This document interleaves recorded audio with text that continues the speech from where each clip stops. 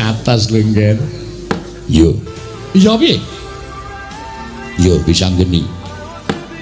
Kowe ngerti cah bagus. Ngerti bab apa? Sing jeneng ratu kuwi ora bakal maringake ngampil negara marang sapa wae. Lho. Kok sampeyan iso ngendika kaya mengkono? Kok sampeyan iso maring dawuh kaya mengkono? Saiki aku tak takon, Ngastina ki darbeke sapa?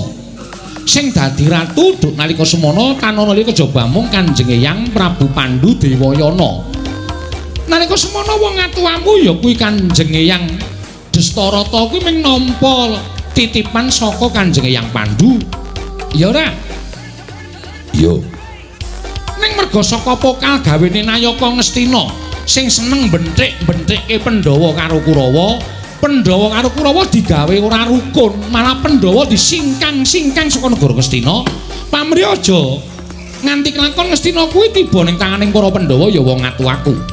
Apa perlu tak tuding? Wonge sapa ngono perlu tak tuding? Tuding lah, tuding lah.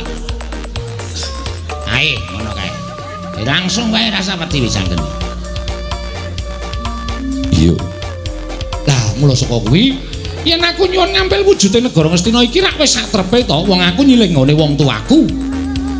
Yen sampeyan ora menehake, ya wis ngene wae saiki digawe kepenak ora usah gawe angel. Yen sampeyan ora menehake negara Ngastina tak nggo dadi nalendra ora kita ngamung sak kedheping netra. Ndak suwun supaya jaga jagang sing jero beteng sing kandel.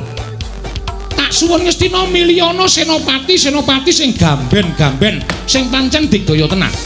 Mergo aku nggawa senopati ya peng-pengan tenan ora ming senopati cepete. Iki kakangku Ngrandu Gumbala iki sing sagut dadi senopati. Kakang Dr. Andes Antasena.